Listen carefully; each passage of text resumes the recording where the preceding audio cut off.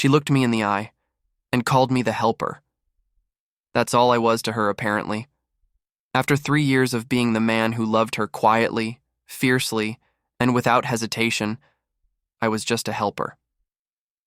Gloria's birthday party was packed, with guests, cameras flashing, glasses clinking, laughter pouring across the marble floor. She stood in the center, dressed in white and gold, shining like a spotlight only she could step into. I stood to the side, holding her favorite wine, ready to walk up once she finished her speech. That was the plan. That was before she wrapped her arm around Matthew, the man she used to call arrogant, annoying, disposable, and introduced him to the crowd as someone very special. Crowd clapped. She looked proud. I waited for her to acknowledge me. She didn't. Then someone called out, "Gloria, who's that guy by the table?" I watched her eyes glance my way. For a second, I thought I saw guilt. But she smiled and said, "Oh, him. He's just helping out." Just helping out. I didn't even blink. I just smiled and nodded at the guests, hiding the weight in my chest with every breath. The diamond ring I had carried in my pocket all evening pressed against my ribs like a knife. I had been planning to propose to her tonight. The balcony was ready. Her favorite song was cued. Even the waiter had been briefed on the timing. I had built the night carefully, lovingly, because I thought this moment would be about us. Instead, I stood invisible, like a hired extra in her perfect little show. Gloria moved on like I wasn't even there. She laughed with Matthew, let him, pour her a drink, tilted her head in that way she used to do with me when she wanted to be adored. I didn't say a word. I just tightened my jaw, walked toward the back patio, and let the cold wind bite through my jacket. If she could forget everything I was to her that easily, then maybe I needed to remember who I was without her. Because tonight, I wasn't the one being celebrated, but I was about to become the one she'd regret losing. I wasn't always invisible to Gloria. There was a time when her eyes used to search for mine the moment she walked into a room. When my hand on her back made her smile. When my silence was enough because she understood me without words. That was before things started to shift so slowly. I didn't even realize I was losing her until she'd already slipped through my fingers. We met at an open mic night 3 years ago. I was there taking photos for a friend's small publication. She walked in wearing a jean jacket too thin for the weather and ordered tea she never drank. She didn't sing, didn't speak, just watched, from the back. But when the microphone went dead mid-performance, she laughed, and it was the kind of laugh that made everyone else turn and look. We started talking outside after the event. She said she liked how quiet I was, said it made her feel calm. She liked that I listened, said most people only talk to be heard. I remember thinking that night, this girl isn't like everyone else. She wasn't. For the first year, we were inseparable. Gloria had this warmth that made people orbit her. I wasn't like that. I didn't fill a room. I watched from the edges. But she pulled me in, made me believe that maybe I didn't have to be loud to matter. She used to say I was her piece. I supported her when she quit her job to start her event planning business. I shot free photos for her catalogs, built her first website from scratch, stayed up late helping her color code every detail for her first big client. When she cried over a bad review that wasn't even her fault, I held her until she fell asleep. I learned how to make her favorite pasta, even though I didn't eat cheese. I canceled a work trip once because she was scared of staying home alone during a thunderstorm. I didn't do those things because I expected anything in return. I did them because I loved her. But somewhere between those quiet nights and this loud party, something in her changed. At first, it was little things. She stopped texting back right away. She used to say goodnight every single night without fail, even if she was angry. Then it turned into hours of silence, days where we'd talk like strangers sharing a kitchen. When she got her new office, she didn't invite me to see it. When she posted photos from her client meetings, I wasn't in the credits anymore. When she was tired, she stopped leaning into me. When she was stressed, she stopped talking to me. She used to ask what I was working on. Used to sit beside me and scroll through the shots on my camera, praising the angles, asking about the lighting. Now she didn't notice when I left my lens bag open or when I worked late into the night editing her content. Still, I told myself not to be dramatic. Maybe she was just busy. Maybe she didn't mean it. But then Matthew showed up. At first, he was just a client, at least that's what she said. He's picky and annoying, she'd complain. Thinks he's always right. She used to roll her eyes at the sound of his name. Then one day she canceled dinner because he had a crisis and needed help choosing floral arrangements. Another time, she postponed our weekend getaway because he was too stressed to run the launch alone. I asked her gently if there was something going on. She laughed like I had told her a joke. "Robert, please, don't be insecure." I dropped it, even when I saw the way he looked at her. Even when I noticed the way she looked back. She said I was imagining things. She said I was overthinking. Said I was being controlling. I started apologizing for things I didn't do just to keep the peace. Some nights I'd wake up to the sound of her typing beside me. Her laptop tilted away, screen brightness low. When I'd ask what she was working on, she'd smile and say, "Just sorting invoices." I wanted to believe her, because believing her felt better than the truth I didn't want to face. But deep down, I already knew. I knew it the night she asked me not to bring a +1 to her party. "I just want it to be professional," she said. "Clients will be there. Let's not complicate things." I was her boyfriend, and I wasn't invited as one. Still, I went. Still, I helped. Still, I stood by the door holding her wine while she introduced Matthew as someone very special and brushed past me like I was furniture. I should have left, should have walked out and never looked back. But I didn't, because despite everything, some part of me still hoped she'd turn around, that she'd remember, that she'd choose me again. But people don't forget you by accident. They choose to, and tonight, Gloria chose loud and clear. I was no one, and the worst part was she didn't even feel guilty about it. She just kept laughing with him while I stood in the same room like a memory no one cared to remember. The moment she said, "He's just helping out," something in me shifted. I wasn't angry. Not at first, just cold. Like someone had dumped ice water on every warm memory I'd been carrying around. I looked around that room, the one I'd helped decorate with my own hands, and realized that Gloria never once said thank you. Not for the lights I set up at 2 a.m. because the delivery came late. Not for the playlist I spent hours perfecting, with songs she said made her feel alive. Not for arranging the dessert table with her favorite lemon tarts that she used to call my guilty happiness. She had asked for a low-key, elegant setup, said she wanted candles and soft gold touches, no glitter, no grand gestures. She said she trusted my taste, but trust isn't just about design. It's about showing up for someone even when no one's watching. And tonight, she didn't show up for me.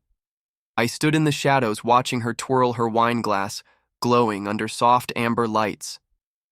Matthew leaned in too close, his fingers grazing her back in a way no client ever should. She didn't pull away, didn't flinch. She just laughed, tilting her head with that familiar curve of her neck that used to lean on my shoulder. I looked away. That's when I heard footsteps beside me. Lillian. She always had a quiet presence, not the kind that screamed for attention, but the kind that stayed. She looked at me and didn't ask anything. She didn't need to. I nodded toward the balcony. She followed.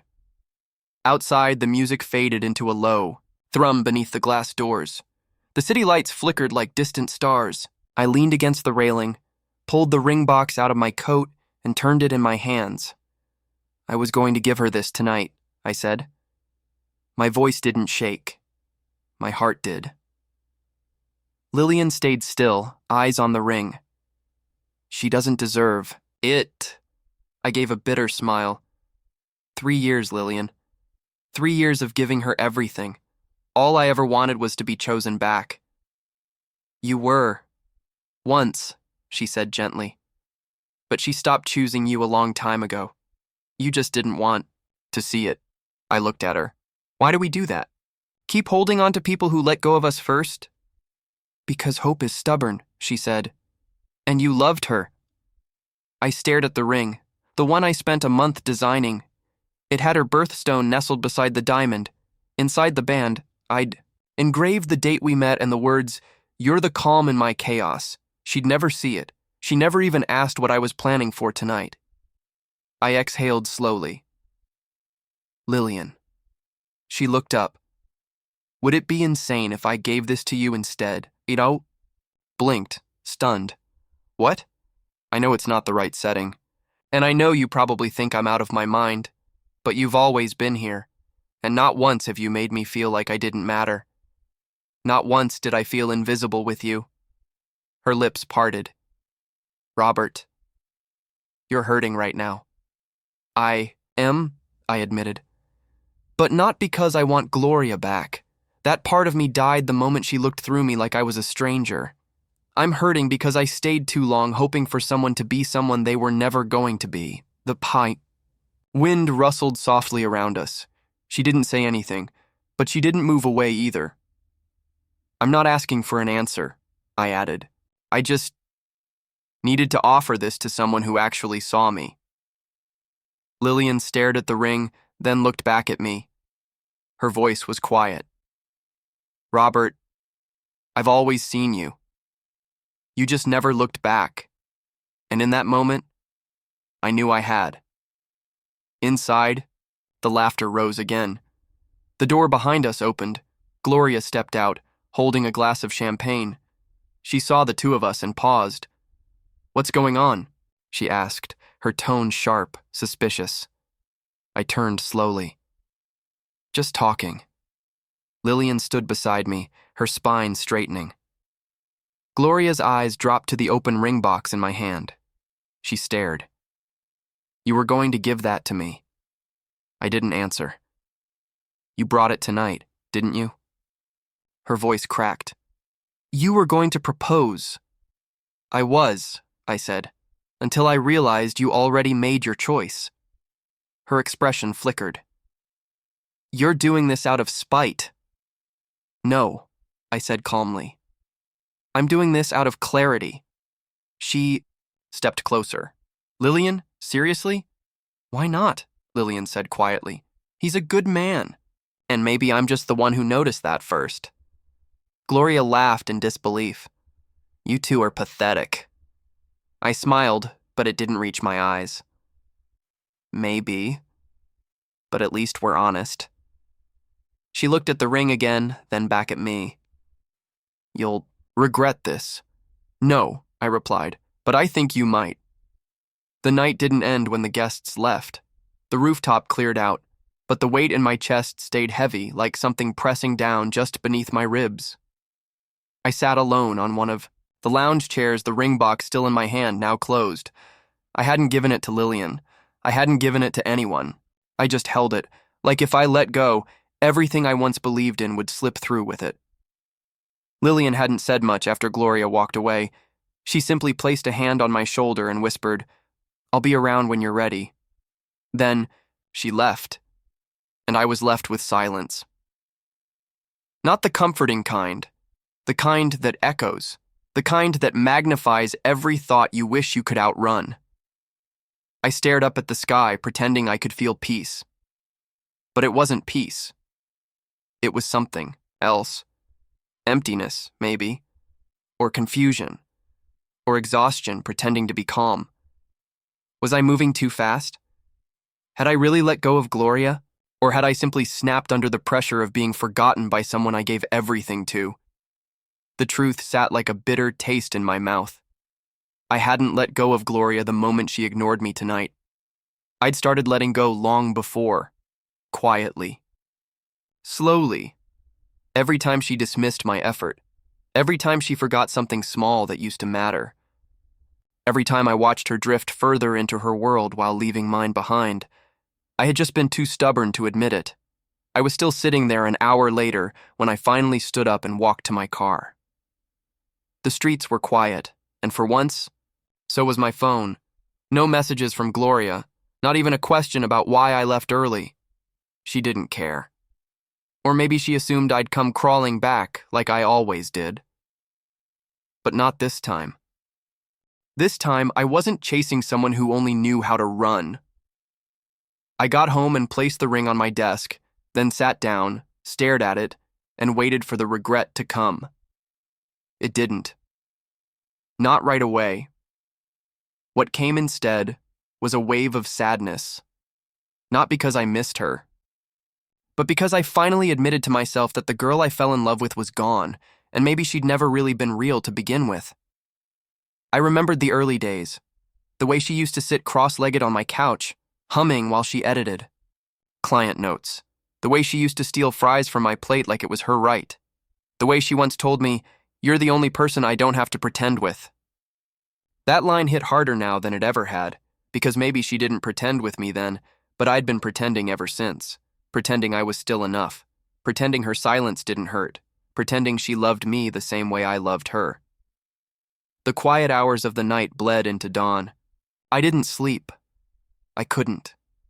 I kept thinking about Lillian, about the way her hand lingered on my shoulder just a little too long, the way her eyes never judged, never flinched. Was I really ready to move on? Was I ready to open my heart to someone new? Or was I just trying to bury my grief under something that looked like a fresh start? I hated the doubt, hated the noise in my head, so I did what I always did when I couldn't breathe. I grabbed my camera and walked. The streets were empty, washed in blue from the early light. I pointed my lens at anything that made sense: shadows on a brick wall, steam rising from a bakery's vent, the first bird sitting on a power line. Click, click, click. It calmed me, because the lens didn't lie. It didn't twist meaning. It didn't smile for show and forget your name after. It captured exactly what it saw, and what I saw was a man finally facing his truth. I ended up by the riverside, sat on a bench, camera resting on my lap. The sun was beginning to climb. My phone buzzed once. I didn't check it. I already knew who it was. Gloria had never liked mornings, which meant if she was texting now, it was because she finally realized I wasn't coming back. I didn't need to read it. I didn't need her reasons. The part of me that had waited for her to wake up, to apologize, to look me in the eyes and finally see me, was gone now. Not numb, not bitter, just free. But freedom doesn't come without grief. I still loved the version of her that once loved me. I still missed the version of us that once made sense. I still mourned the life I thought we were building. And that was okay. Grief doesn't mean regret. It just means you cared. I closed my eyes, let the morning breeze graze my face, and I made a promise. I wouldn't pretend anymore.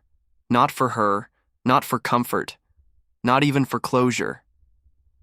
If I ever loved again, it would be real, not one-sided, not built on fear, and maybe, just maybe, Lillian was the one who had seen that in me all along. I didn't hear from Gloria again for nearly 2 weeks. Not a text, not a missed call, just silence. And then one evening, right when I stopped expecting it, she showed up. I had just come back from a long photo shoot, tired, sunburnt, smelling faintly of coffee and river dust. I wasn't expecting company. I wasn't even expecting to think about her again. But there she was, sitting on the steps outside my apartment door, legs tucked under her, arms hugging her knees like a lost child. Her eyes snapped up the moment she heard my keys. I paused mid-step, the weight of my camera bag dragging down my shoulder. "Robert," she said. Her voice was soft. Careful. I didn't answer. I just stared. "I know I should have called," she continued, standing up.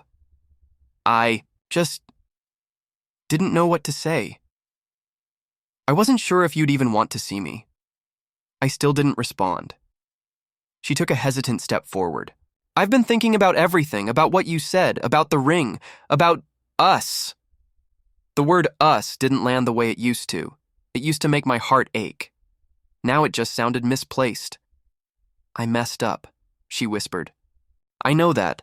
I didn't see what I had. I thought you'd always be there. But you're right, I didn't choose you. And I hate that I made you feel like you didn't matter." I watched her closely, trying to figure out if this was genuine or just panic at losing the stability I once gave her. She reached into her bag and pulled out a small box. The ring. My ring. The one I never gave her.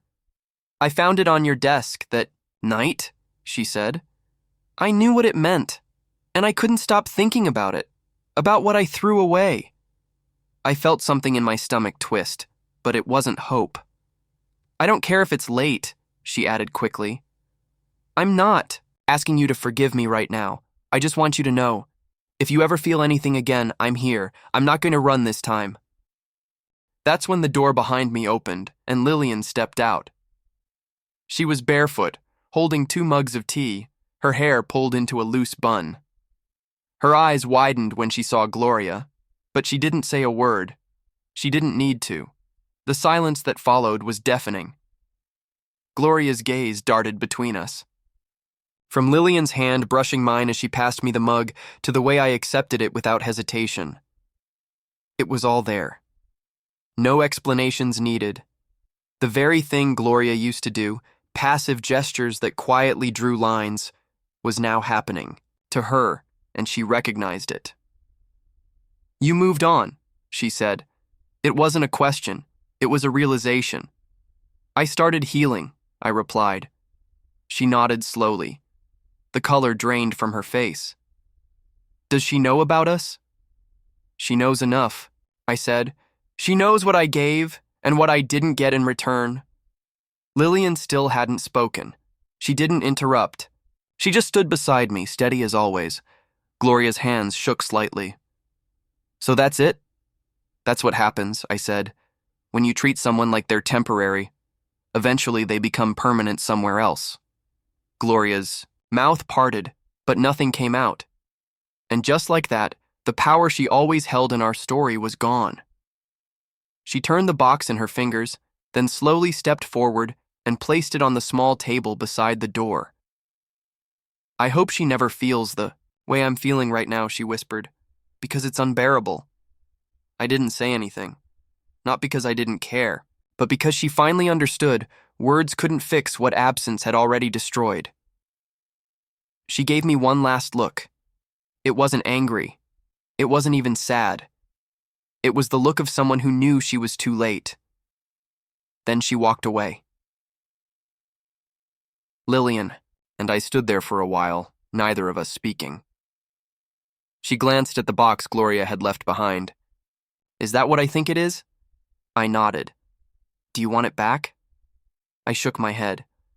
No, it was never meant for her to begin with. I just didn't know it until she left. Lillian didn't press further. She just took my hand, and for the first time in what felt like forever, I let someone hold me without wondering if I'd be dropped the moment someone shinier came along. The day after Gloria showed up, I didn't say much. Neither did Lillian. She didn't push, didn't question what Gloria said or how I felt. She simply made coffee like she always did, left a mug on my desk, and went back to her reading. But I could feel the shift in the air. Not tension, just the kind of quiet that only exists between people who are waiting for something to settle, on its own, and part of me wished it would, that all the loose ends would just blow away. But I knew they wouldn't. Because you can't erase a history like the one I had with Gloria just by deleting photos or ignoring old messages. You have to face it. One last time. So I did something I hadn't done in months. I walked into my storage room, dug through a pile of boxes, and found the one with all the pieces of the life I used to want. Photos, receipts, notes. There was one card she gave me on our first anniversary. Thank you for always making me feel safe, she'd written. You're the calm I never knew I needed. I remembered how I'd read that line over and over like a promise, like an anchor. And now, it didn't feel like anything. The numbness was louder than the pain. That was when Gloria texted again. Can we talk? One last time, please. I didn't answer right away. I stared at the screen for a full 10 minutes. Then I typed one word. Tomorrow. We met at the cafe where we used to spend. Sunday mornings, it hadn't changed. Same mismatched chairs, same scratchy jazz playing through an old speaker. Gloria was already there when I arrived. She stood up quickly when she saw me, her eyes scanning my face like she was trying to read a future she had no part in anymore. "Thank you for coming," she said quietly. I sat across from her and didn't touch the coffee she'd ordered for me. She waited for a second, then said, "I've been trying to figure out how to start." "Start anywhere," I said. She looked down at her hands, twisting a napkin between her fingers. I wasn't planning to fall for Matthew. I didn't even like him at first. He just showed up at a time when I felt stuck. And he said all the right things. He made me feel admired, wanted, and I guess I got caught up in that. I didn't respond. She glanced at me. "But I always thought you'd still be there. That no matter how far I drifted, I'd come back and you'd be standing right where I left you. Because that's who you were. Safe. Steady. Always waiting." Looked her in the eye. "That was the problem, Gloria. You didn't love me. You loved the fact that I stayed." She didn't argue, just looked down again. "I think I realized I loved you when you stopped waiting. That hit harder than I expected." I took a breath. "You know, the night I almost proposed to you, I had every detail planned. I even rehearsed what I'd say. I wanted it to be simple, honest. Just, will you build a life with me? That's all. And you didn't even see me?" she whispered. "I didn't deserve it." "No," I said. "You didn't. But I offered it anyway. Because love makes you do stupid, beautiful things for people who'll never understand what they cost." Gloria's eyes filled with tears. "Do you love her, Lillian?" I asked. She nodded. I thought about it for a long moment. "I don't know if it's love yet," I said honestly, "but I know she listens. I know she stays. I know she looks at me like I'm enough, without needing to dim the lights or lower the music or shrink myself to fit a mold." She nodded slowly, a tear falling. "I always wanted too much." "No," I said. "You just never knew how to want the right things." There was a long silence. Then she said something I didn't expect. "I'm leaving the city, starting over somewhere quiet. Maybe by the ocean. I think I need to learn how to be alone." "That's good," I said gently. "I hope it brings you peace." She slid something across the table. It was the ring. I never wore it. I kept it because I think I needed to remember that someone once believed I was worth everything. I took the box and didn't open it, just placed it in my bag. "I'm sorry, Robert," she said softly, "for all of it. For seeing you only when it was too late." I gave her a small nod. "I'm sorry, too, for waiting so long for something that wasn't mine to begin with." She stood up. "Goodbye, Robert. Goodbye, Gloria." And just like that, it ended. No grand explosion, no dramatic scene, just two people finally letting go of something that had been broken long before it shattered. I watched her walk out the door. She didn't look back. I didn't either. When I got home, Lillian was sitting on the floor, flipping through one of my old photo books. She looked up when I came in. "You okay?" she asked. I sat beside her and rested my head on her shoulder. "Yeah, actually I think I am." She leaned into me. "Good, because you deserve to be." I didn't tell her what Gloria said. I didn't need to. This wasn't about comparison anymore.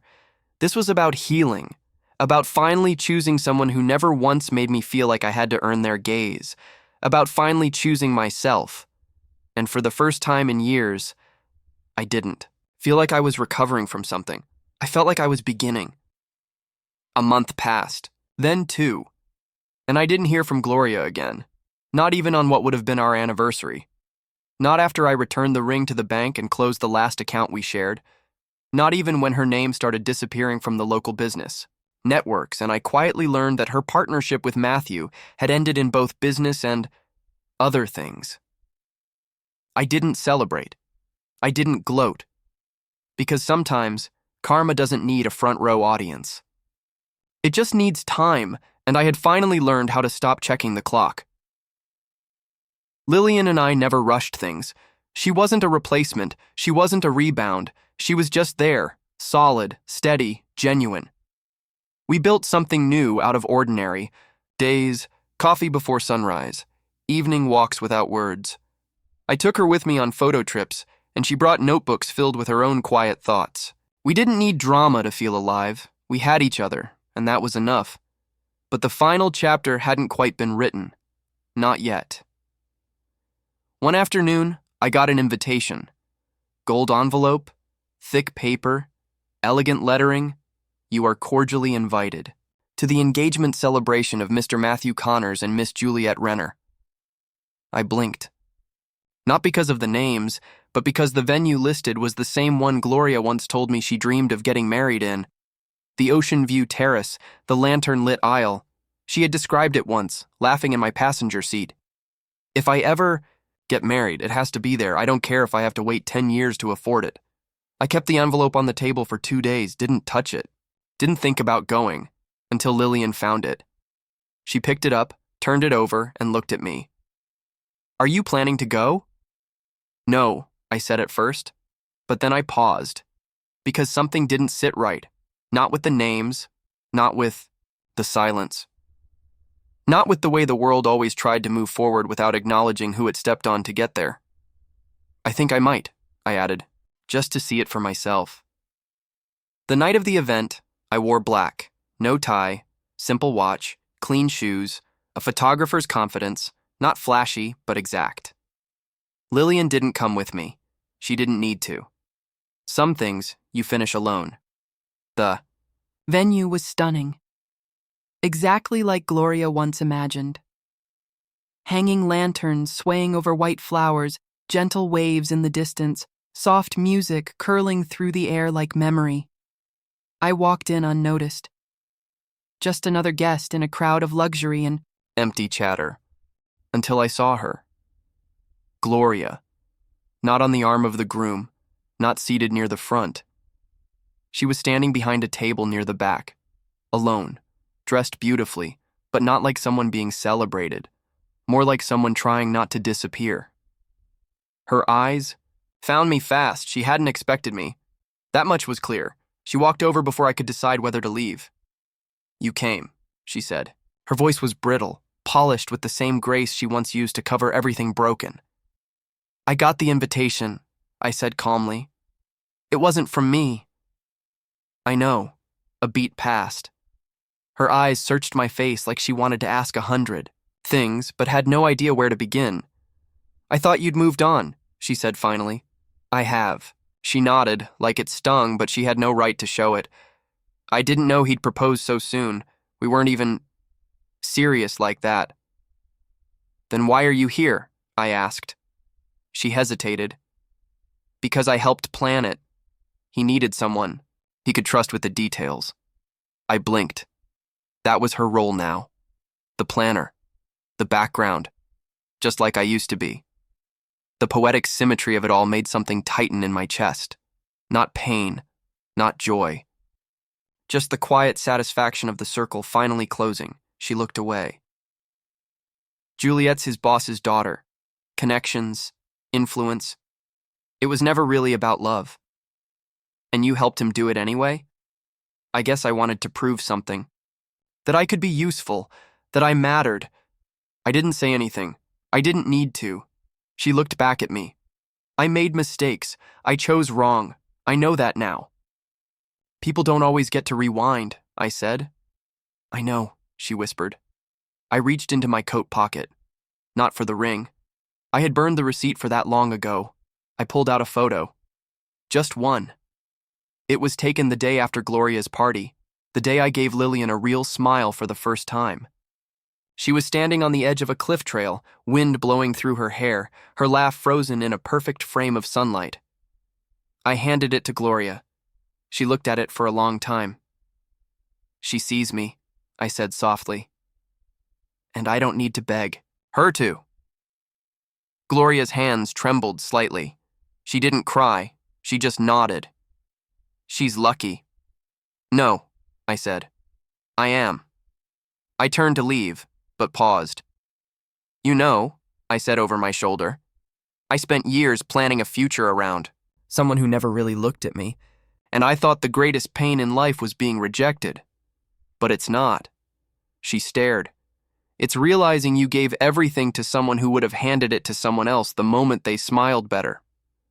Gloria opened her mouth to speak, but I didn't stay to hear it. I walked out of the venue before the cake was cut, before the fake laughter reached full volume, before Matthew could strut down the aisle in another expensive suit that didn't cover his emptiness. The ocean breeze was cold as I stepped outside, but it felt clean. Back at home, Lillian was waiting. Sitting on the balcony, a blanket over her lap, a cup of tea beside her that had probably gone cold. When I walked in, she looked up. "You okay?" I nodded. "Did you get your closure?" I sat beside her. I didn't need it anymore. She leaned her head on my shoulder. "That's the best kind, you know. The one that doesn't need to be spoken." We sat in silence, the sky above us, heavy with stars, and for the first time I wasn't replaying anything. Not memories, not arguments, not regrets. I wasn't rewriting the past. I was ready to write the rest. That night I realized the greatest revenge isn't anger, it isn't cruelty, it isn't even walking away. It's healing so quietly and so completely that the person who once made you beg for love is left standing alone, wishing they had only loved you back. And by then, it's far, far too late.